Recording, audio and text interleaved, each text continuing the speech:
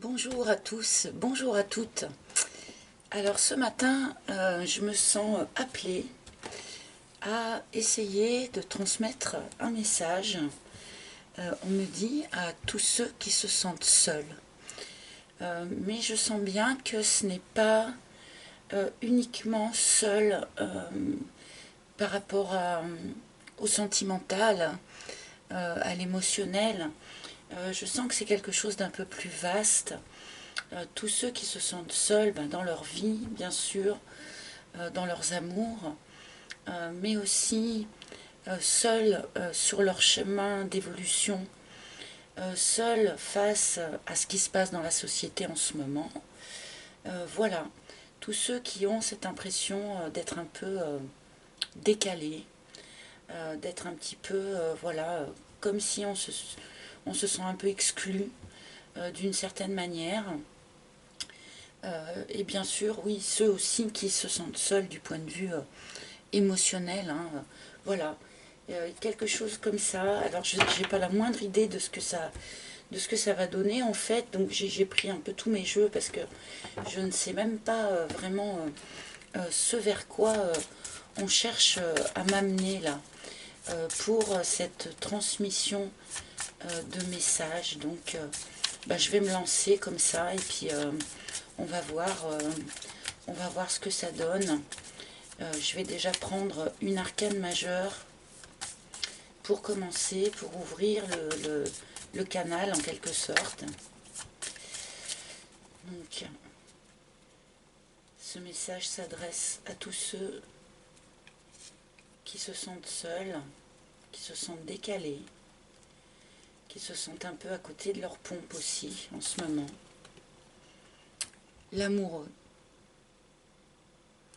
Donc là, bien sûr, on parle de sentiments, on parle d'amour, on parle d'émotion. Mais là, je l'entends vraiment comme une carte de choix. Voilà, on est à une croisée des chemins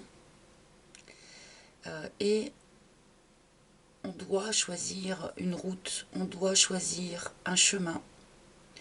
Alors, le choix entre le cœur et la raison, le choix entre le matériel et le spirituel. Peut-être qu'un certain nombre d'entre vous êtes justement à ce carrefour-là. Et eh bien, vous ne savez pas trop comment guider votre choix en fait. Hein. Est-ce qu'on se base plus sur des choses matérielles? Est-ce qu'on se base plus sur le spirituel, sur notre ressenti? Est-ce qu'on s'attache à la matérialité? Ou est-ce qu'on arrive à s'en détacher? Que nous dit la raison? Que nous dit le cœur? Voilà, est-ce que l'on doit écouter son âme, son intuition, ou est-ce que l'on doit écouter son mental? Souvent, les deux aspects ont un petit peu de mal à se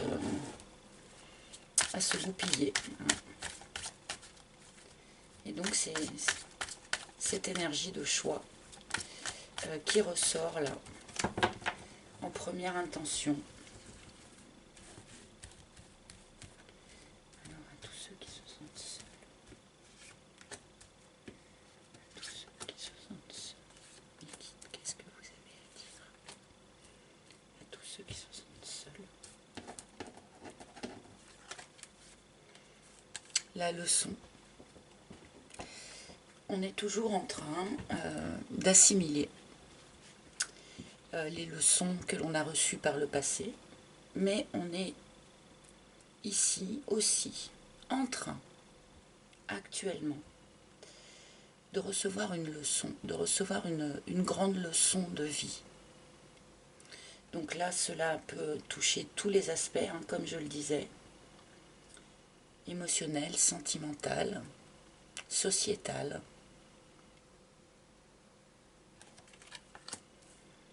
Une grande leçon de vie est en train d'être comment on dit? Ok, l'amour. Donc, une grande leçon de vie est en train de nous être donnée, parce que j'arrive pas à trouver l'autre mot que je cherchais, ça m'arrive. Cette grande leçon de vie est là pour nous amener à l'amour. Amour dans le grand sens du terme. Amour inconditionnel. Amour partagé. Amour christique, comme on peut dire parfois. L'amour avec un grand A. On est aussi en train, pour certains, d'assimiler encore les leçons que l'on a reçues en amour par le passé. Et c'est vrai que tant qu'on n'a pas assimilé eh bien, ce que l'on a reçu auparavant, c'est assez difficile de pouvoir partir sur autre chose. On est toujours à la croisée des chemins. Et tant qu'on n'a pas assimilé, on ne peut pas choisir un chemin. L'offense suite, bien sûr, à des blessures. On a reçu des blessures. Pour certains, elles sont encore loin d'être totalement cicatrisées. Il se peut que l'on vive aussi actuellement des choses qui réactivent ces blessures que peut-être on pensait avoir déjà cicatrisées. Mais là, nous traversons tous des passages de vie qui ont tendance à réactiver ces anciennes blessures.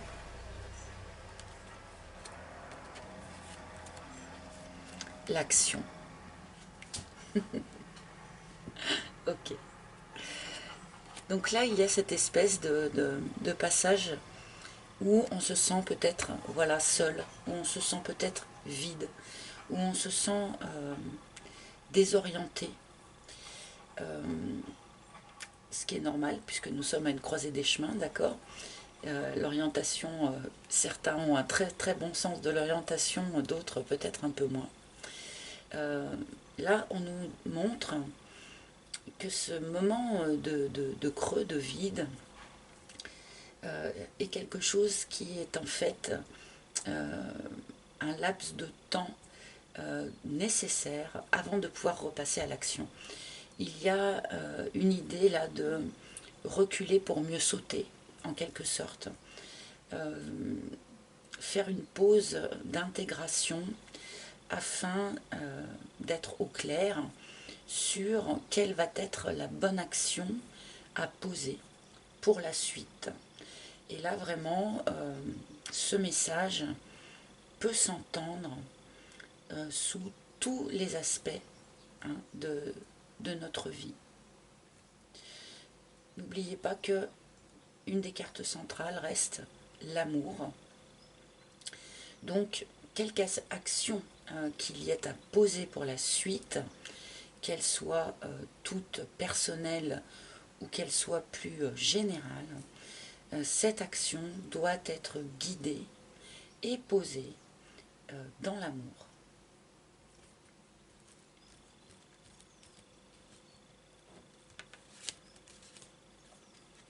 L'hirondelle. Alors cela rejoint plusieurs choses de ce que je viens de dire, c'est-à-dire on peut avoir pour certains en ce moment l'impression d'avoir des blessures du passé qui sont réactivées. Cette hirondelle nous parle du retour d'une personne du passé au sens strict du terme, mais elle parle aussi d'avoir l'impression de revivre des émotions que l'on a vécues par le passé, que l'on pensait avoir traitées, que l'on pensait avoir assimilées, et qui tout à coup eh bien, se réactivent alors que l'on pensait avoir laissé ça derrière nous.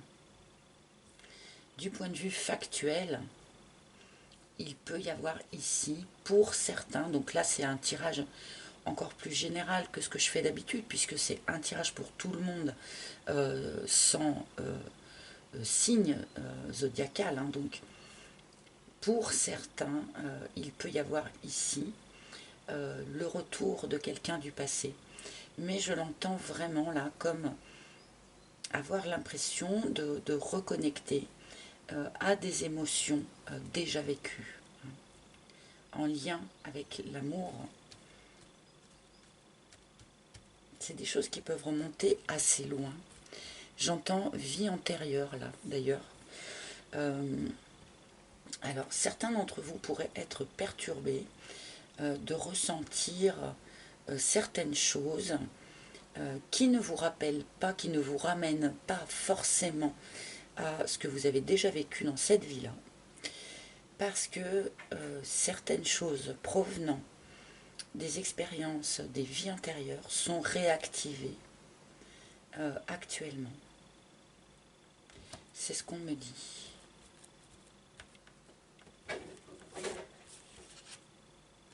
La flamme. Alors là, pour de bon, on est vraiment ici dans l'amour inconditionnel, dans l'amour christique, comme l'appellent certains. Tout ce passage-là, bien qu'il soit difficile à traverser, c'est-à-dire oui, on se sent seul, on se sent désarmé face à un certain nombre de choses dans notre vie sociale, dans notre vie personnelle. On se sent désarmé, mais c'est parce qu'on essaye de nous faire reconnecter vraiment à ce qu'il y a de plus pur et de plus élevé dans l'amour. Alors là, on ne parle pas forcément d'amour romantique. Là, on est dans l'amour beaucoup plus élevé, beaucoup plus divin. Pardonnez-moi le mot, d'accord? Là, il y a aussi, du point de vue factuel, évidemment, des reconnexions d'âme. Des reconnexions d'âme, des reconnexions de flammes jumelles, des reconnexions d'âmes sœurs, des gens qui se sont peut-être déjà croisés dans cette vie, mais aussi, et je peux, sans doute que c'est pour ça qu'à l'instant on me parlait de vie antérieure, des reconnexions d'âme eh bien, dont les premières, comment dire, dont les premières relations datent sans doute de vies beaucoup plus anciennes que cette incarnation-là. Là, il y a un truc assez puissant qui se joue du point de vue du chemin, karmique. Et nous avons l'emprise. Il est question ici de se défaire, de se délester de tout ce qui représentait jusqu'à présent une blessure, de tout ce qui représentait jusqu'à présent une emprise, le fait d'être sous emprise de quelque chose. Alors, emprise de souvenirs, emprise de ses blessures passées, tout simplement, emprise de relations toxiques, de ce que ça a pu laisser en nous surtout, emprise eh bien d'addiction aussi, quelle qu'elle soit, emprise des 5 blessures, on me dit. Donc je sais pas si vous connaissez, hein. Donc les 5 blessures de Lise Bourbeau, je vous conseille de relire peut-être ce livre à ce moment-là de votre chemin. Il est question là de solder un certain nombre de ces câbles qui nous maintiennent attachés à quelque chose.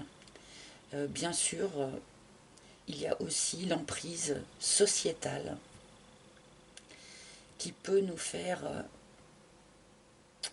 réagir comme une marionnette, alors que les choses ne sont pas alignées avec ce que nous, on pense, avec ce que nous, on sent et avec ce que nous, on souhaite.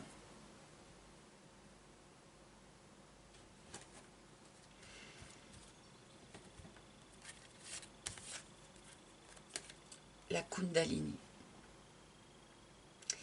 Cette action-là qu'il va y avoir à poser, enfin, ou qu'il va y avoir à démarrer à un moment donné, est en lien. Alors la Kundalini, c'est la carte de la sexualité, mais je vais la lire vraiment dans son sens archétypal, c'est-à-dire se reconnecter avec son énergie primaire de vie, avec ce qui part de la terre, nous traverse tout entier, pour ensuite nous relier eh bien, au divin, encore une fois. Pardonnez-moi, je suis particulièrement, comment dire, reliée là, assez haut. Hein, donc j'espère que je ne vais pas perdre un certain nombre d'entre vous là dans cette lecture. Là, il est vraiment question de se reconnecter à son énergie divine, à l'énergie divine qui active en fait notre charnel dans cette incarnation.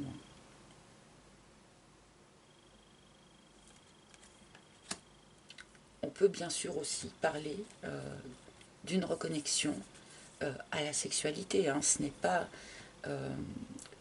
à exclure, si vous voulez. On peut faire la lecture là tout en spiritualité ou tout en matérialité.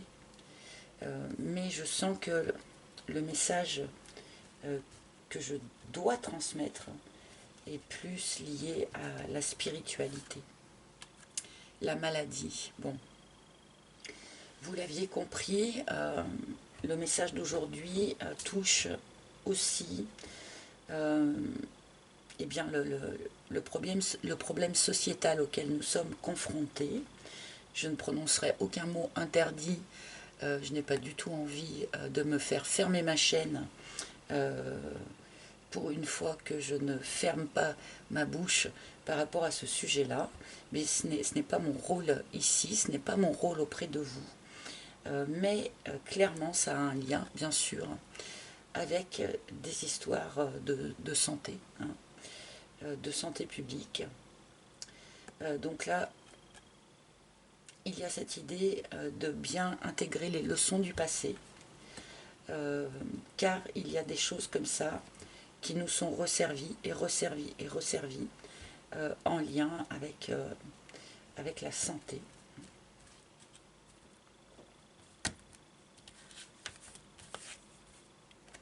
Le dolmen.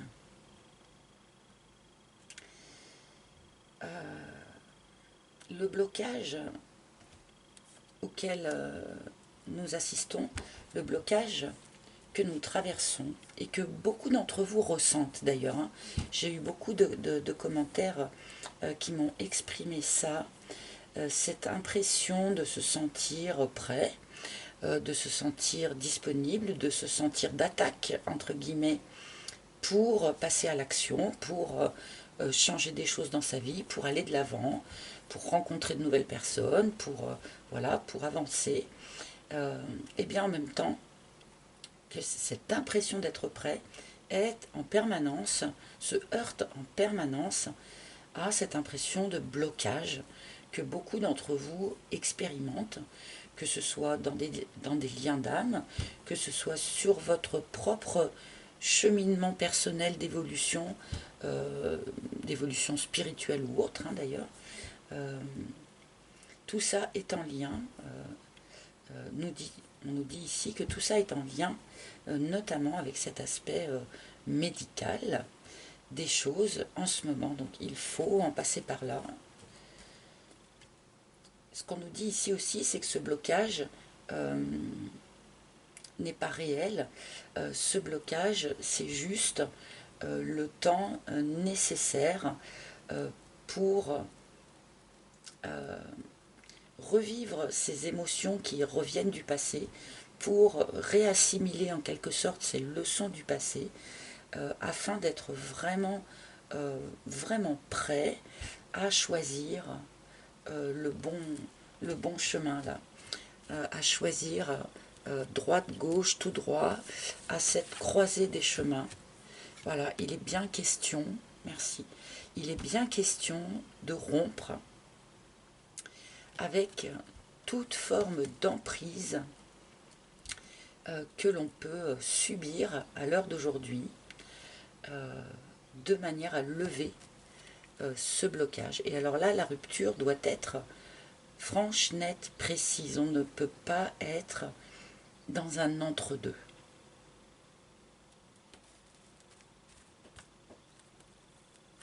Et chacun doit faire selon son âme, selon ce que son âme indique.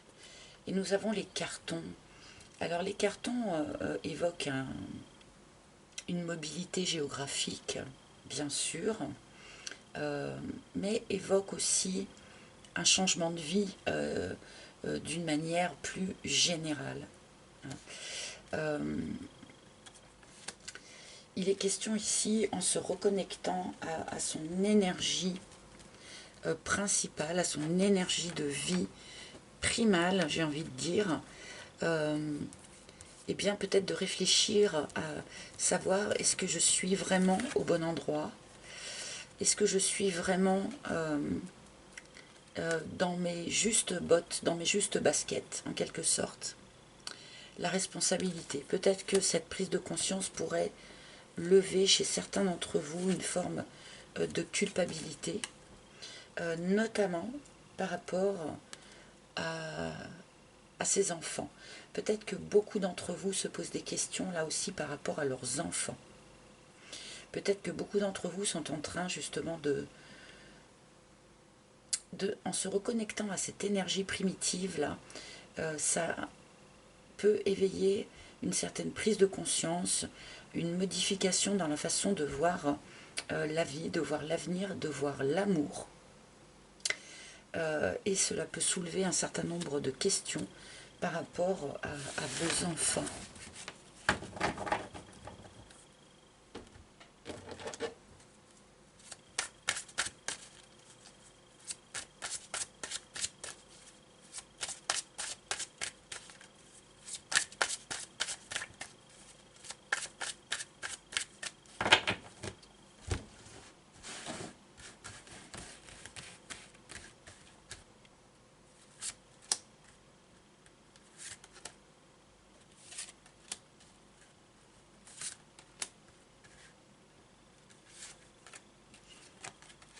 Oui. On me remontre ici des personnes, oulala, on me remontre ici des personnes qui ont l'impression d'être complètement bloquées, d'être aveuglées, d'être emprisonnées. Ça devient extrêmement lourd, ça devient extrêmement difficile. On nous dit ici que c'est essentiellement votre mental hein, quand même qui vous donne cette impression. On nous indique ici aussi que cette phase d'impression d'être emprisonné touche à son terme. Pour l'instant, c'est extrêmement inconfortable, c'est extrêmement difficile, mais on arrive au bout, là, en quelque sorte. Hein. Oui, on a de la peine, on a le cœur qui saigne. Peut-être que c'est parce qu'on reconnecte à ces blessures du passé. J'ai plusieurs fois la notion de blessure ici. Hein. On reconnecte à ces blessures du passé qu'on avait pensé laisser derrière soi, qui se réactivent, mais on les réactive une dernière fois pour couper avec, pour s'en libérer. Hein. Tout ça est en lien avec la notion de famille, je le disais à l'instant, avec la notion de stabilité, avec la notion de construction. Tout cela est re-questionné actuellement. On nous montre ici vraiment que cette phase-là, assez difficile et inconfortable, touche à son terme et va s'achever malgré tout assez rapidement. Hein. Donc courage. Voilà, on va repartir sur une nouvelle construction, sur une nouvelle phase. C'est encore balbutiant actuellement, c'est encore timide, d'accord, mais il y a bien une nouvelle construction qui va se proposer, qui va se révéler par la suite. Il est question de regarder les choses sous un autre angle. Ne pas subir, mais comprendre que les phases que l'on peut vivre comme étant inconfortables et difficiles à traverser sont là pour nous permettre de voir les choses sous un autre angle, d'acquérir une nouvelle vision des choses, une nouvelle ouverture de conscience des choses. Écouter son intuition. Voilà, écouter son intuition vraiment. Tout à l'heure, je posais la question de savoir entre le cœur et la raison, par exemple. Est-ce qu'il faut choisir entre le mental et l'émotionnel? Et bien là, la grande prêtresse vous indique, vous recommande eh bien, d'écouter avant tout ce que vous dit votre âme et pas forcément ce que vous dit votre mental. Là, on a vraiment la phrase complète entre notre fuite d'épée et notre grande prêtresse. Le mental nous donne l'impression d'être en prison, d'être enfermé dans quelque chose, de ne pas avoir de marge d'action, de ne pas avoir de marge de manœuvre. Alors que la grande prêtresse, au contraire, vous dit que en suivant votre âme, votre intuition, eh bien, vous pouvez avoir toujours la réponse juste et vous pouvez surtout choisir le juste chemin, en fait, grâce à votre âme.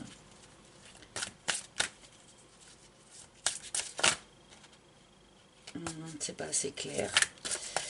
Merci de me donner une carte. Et ben voilà. Alors là, ça ne m'étonne mais pas du tout, que ce soit Michael qui se manifeste aujourd'hui. Vous le pouvez. Depuis tout à l'heure, je vous dis qu'il y a des choses à trancher, qu'il y a une emprise à couper, qu'il y a des blessures anciennes qui se réactivent et avec lesquelles il faut justement trancher. Et comme par hasard, c'est notre archange Michael qui se manifeste avec son épée. Vous pouvez absolument trancher avec tout ce qui vous enferme à l'heure d'aujourd'hui, que ce soit émotionnellement, sentimentalement, sociétalement. Vous êtes infiniment plus libre que ce que vous ne pensez visiblement. Alors là, n'hésitez pas à avoir recours à Michael. Faites des demandes à Michael pour lui demander de venir trancher avec son épée ce qui n'est plus juste pour vous, ce qui est devenu enfermant pour vous, ce qui est devenu toxique pour vous. Michael répond toujours aux prières, donc n'hésitez pas vraiment à lui poser des demandes. Donc n'oubliez pas de toujours utiliser des mots positifs,